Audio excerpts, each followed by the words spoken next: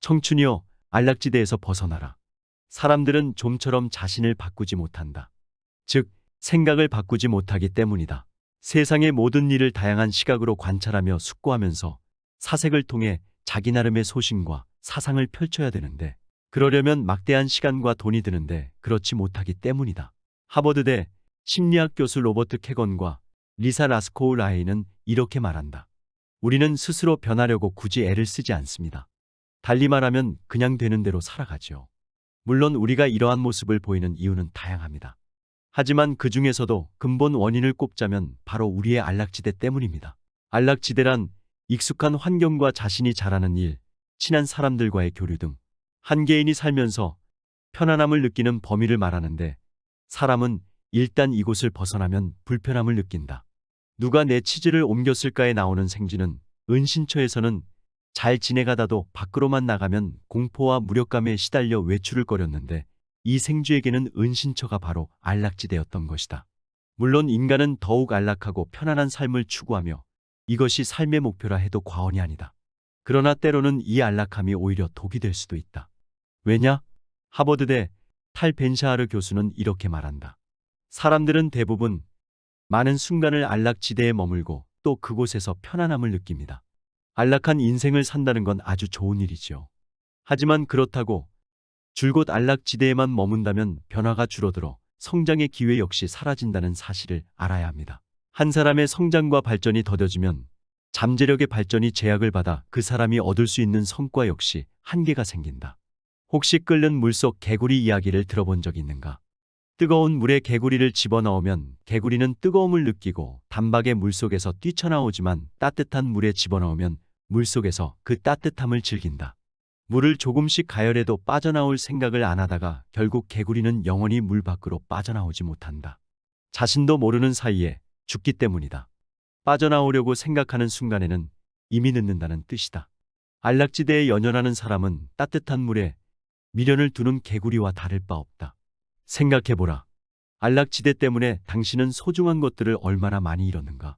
게으름이 습관이 되어 앞으로 나아가길 포기했고, 안정적인 수입을 위해 창업의 열정을 저버렸으며 집이 주는 편안함의 세상을 누비겠다는 포부를 접지는 않았는가. 이에 혹자는 안락지대를 벗어나서 우리가 얻을 수 있는 것은 또 뭐냐고 반문할지도 모르겠다. 그 답은 2001년 하버드 의과대학에서 레지던트로 일했던 미국의 유명 작가 스펜서 존슨의 저서 누가 내 치즈를 옮겼을까에서 찾을 수 있다. 삶은 변화의 연속이다. 그러니 지금의 편안함에 안주하지 마라. 편안함에 익숙해지면 바보나 멍청이가 되어 아무 일도 이룰 수 없게 될 테지만, 지금의 편안함을 과감히 포기할 줄 알면 분명 달콤하고 신선한 치즈가 당신을 기다리고 있을 것이다. 한 교수와 그가 지도한 8명의 대학원생이 졸업을 앞두고 한자리에 모였다. 각자의 길을 걷기에 앞서 함께 식사도 하고 이야기도 나눌 겸 마련된 자리였다. 한창 분위기가 무르익을 무렵 학생들은 교수에게 말씀을 부탁했다. 따지자면 그들의 마지막 수업인 셈이었다.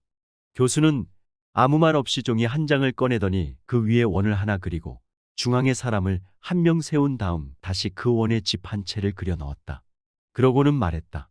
자, 이 원 안에는 집이나 가족처럼 여러분에게 매우 중요한 것들이 있습니다. 그리고 여러분은 이곳에서 자유와 편안함을 느끼지요. 그런데 어느 날 이 원을 벗어난다면 어떤 일이 생길까요? 이에 한 학생이 대답했다. 위험한 일이 일어날 것 같아요. 두려움도 생길 것 같고. 그러자 또 다른 학생은 말했다. 잘못을 저지른 기분이지 않을까요? 교수가 고개를 가로젓자 학생들은 쥐 죽은 듯 조용해졌다.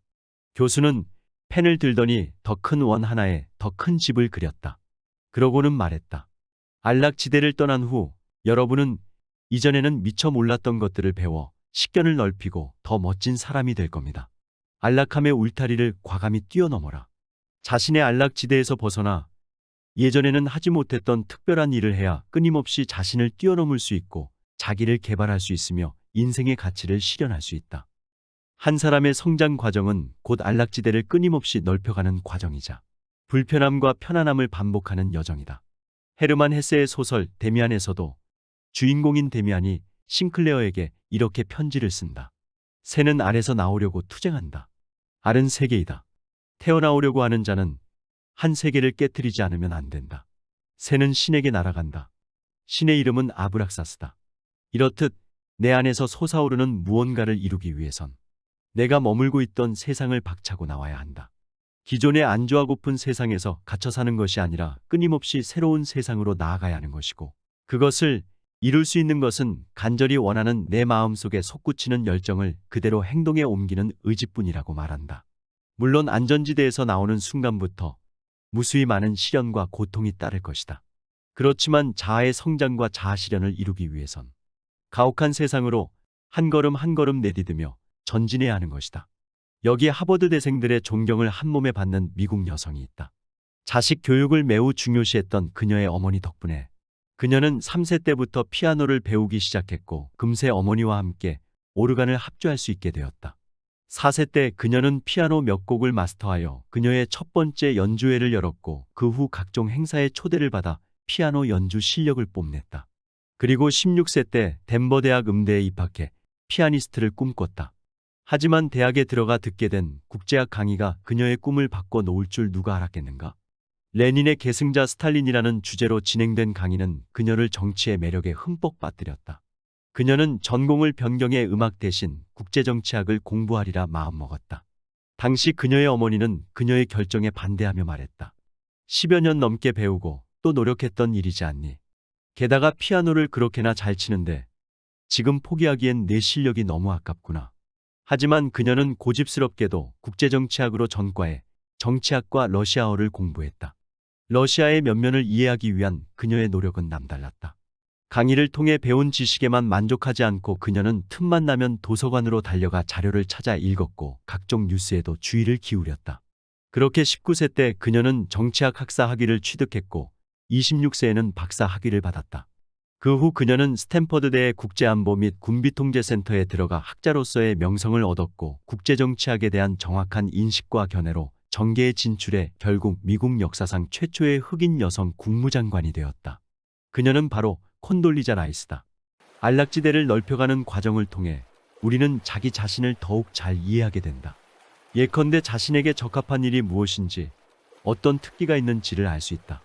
만약 우리가 안락지대를 벗어나 기꺼이 새로운 사물과 새로운 생활을 접한다면 우리는 성장과 발전을 거듭하며 입지를 넓혀가게 될 것이고, 넓어진 입지는 새로운 기회를 얻을 가능성을 높여 새로운 나로 거듭나는 발판이 되어줄 것이다. 반대로 끊임없이 노력하여 꾸준히 안락지대를 넓혀가지 않는다면 우리는 매너리즘에 빠져 퇴보하게 될 것이다. 사실 웬만한 신념과 노력 없이 자신의 안락지대에 도전하기란 매우 힘든 일이다. 수많은 내적 갈등과 좌절을 수반하기 때문이다. 하지만 시도해보기 전에 지레 겁먹지 말고 일단 자신의 마음의 벽부터 조금씩 허물어보자. 안락지대에 대한 미련을 버리고 안락지대 바깥 세상에 대한 두려움을 떨쳐내자.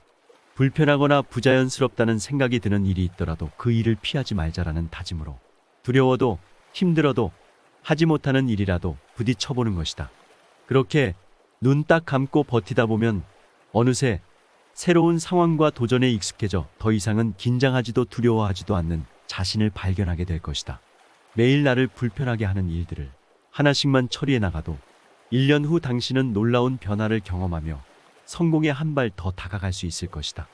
오늘은 여기서 이만 줄일까 합니다. 평온하고 행복한 하루가 되시길 기원합니다. 감사합니다.